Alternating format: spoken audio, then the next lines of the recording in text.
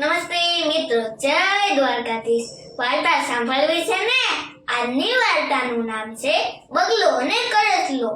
એક ગામ હતું. ગામમાં એક મોટું તળાવ હતું. તળાવમાં ઘણા જળચર પ્રાણીઓ રહે. માછલી, દેડકા, કાચબા અને કરચલા. એ તળાવ કિનારે એક બગલો રહેતો. બગલો તો રોજ માછલીને ખાઈ પોતાનું પેટ ભરે. સમય જતા બગલો ખૂબ દુબળો પડી ગયો અને વૃદ્ધ થઈ ગયો. હવે તે એક પણ માછલીને પકડી શકતો ન હતો, એટલે તે ખૂબ અશક્ત થઈ ગયો. જેમ તે માછલી પકડવા જાય, માછલી તો ત્યાંથી દૂર ભાગી જાય. એટલે બગલાએ એક યુક્તિ વિચારી. તે તળાવ કિનારે જેમ ઢોંગ કરતા હોય તેમ એક પગે ઊભો રહ્યો અને ખૂબ ઉદાસ થઈ ગયો. ઘણા સમય પછી માછલીઓ તો તેની આજુબાજુ ફરવા લાગી, પણ બગલો તો તેને શિકાર ન કરતો અને તેને મારતો નહીં. એટલે માછલીએ ખૂબ ચિંતા કરી અને તેણે બગલાને પૂછ્યું કે બગલાભાઈ, અમે તો રોજ તમારી આજુબાજુથી નીકળીએ છીએ, તો પણ તમે અમને મારતા કેમ નથી? શું કઈ ચિંતા છે? એટલે બગલો કહે, ચિંતા તો ખૂબ મોટી છે કે આ તળાવ બહુ જલ્દી સુકાઈ જવાનું છે. હું એવી ચિંતામાં છું કે હવે તમારું શું થશે? મારી તો પાંખો છે, એટલે હું તો દૂર સુધી ઉડી જઈશ, પણ તમારું શું થશે? એટલે માછલીઓ કહે કે તમારી પાસે આનો કોઈ ઉપાય હોય તો જલ્દી કહો. એટલે બગલો કહે કે મારી પાસે આનો એક ઉપાય છે કે અહીંથી ઘણે દૂર એક મોટું આકાશ જેવું તળાવ છે. ત્યાં પાણી કદી સુકાશે નહીં. તમે ત્યાં વયા જાઓ તો તમે બચી શકશો. એટલે એક માછલીએ કહ્યું, અમે કેવી રીતે જઈએ? અમે તો કિનારાથી દૂર જઈએ, એટલે અમે તો મરી જઈએ. તમારી પાસે કોઈ ઉપાય હોય તો કહો.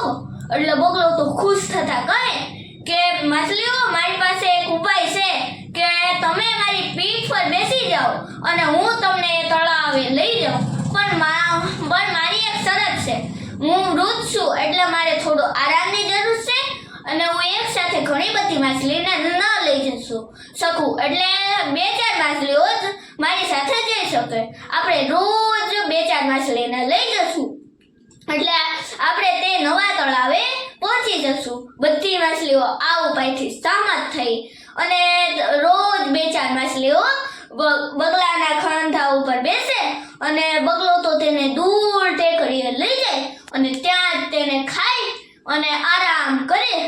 પાસે જ્યારે ભૂખ લાગે એટલે પાછો આવે અને 2-4 માછલીને લઈ જાય. એમ કરતા તે નદી કિનારે આવ્યો અને એક કરચલાએ કહ્યું કે બગલાભાઈ, હું તમને રોજ કહું છું કે તમે મને લઈ જાઓ, પણ તમે મને લઈ જ જતા નથી. આજ મારો વારો છે, તમારે મને લઈ જ જવો પડશે. એટલે બગલો તો મનમાં વિચાર્યું કે રોજ એક ને એક ભોજન ખાઈને થાકી ગયો છું, હાલને આજ નવો સ્વાદ લઉં. જેમ આપણે પણ રોટલી શાક ખાઈને મૂંઝવણમાં આવી જઈએ કે હવે કંઈક નવું ખાઈએ, એમ બગલાએ પણ નવું ખાવાનું વિચાર્યું અને કરચલાને પોતાની પીઠ પર બેસાડ્યો અને ટેકરી પાસે જવા લાગ્યા. ઉડતા બંને જઈ રહ્યા હતા. રસ્તામાં કરચલાએ પૂછ્યું કે બગલાભાઈ, આ નવું તળાવ ક્યારે આવશે? આપણે તો ખૂબ ઊંચે છીએ, તો પણ દેખાતું કેમ નથી?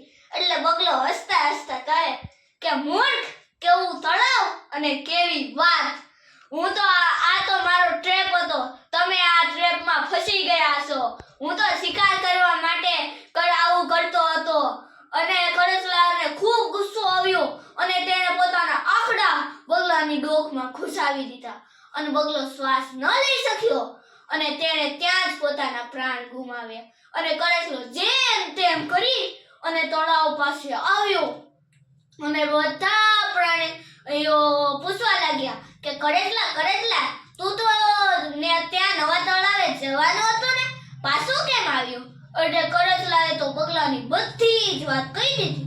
એટલે આ વાત સાંભળી બધાએ કહ્યું કે કરચલા, સારું થયું તે તેને મારી નાખ્યો. તું ખૂબ બુદ્ધિમાન છે અને તે સમય પર બધું જ કરી નાખ્યું. એટલે કળેતલાએ કહ્યું કે મેં કશું નથી કર્યું. બગલાએ પોતાની લાલચના લીધે પોતાના પ્રાણ ગુમાવ્યા. જોયું ને મિત્રો, કળેતલાએ કેવી સમય સૂચકતાએ પોતાનું કામ કર્યું. આપણે પણ આવા લોભી માણસોથી બચીને રહેવું જોઈએ, જે આપણને મીઠી મીઠી વાતો સંભળાવે અને આપણે તેના ટ્રેપમાં ફસી જઈએ છે. અમારે એટલું જ કહેવું છે કે આપણે આવા લોકોથી બચીને રહેવું જોઈએ. અસ્તુ. જય હિન્દ, જય ભારત.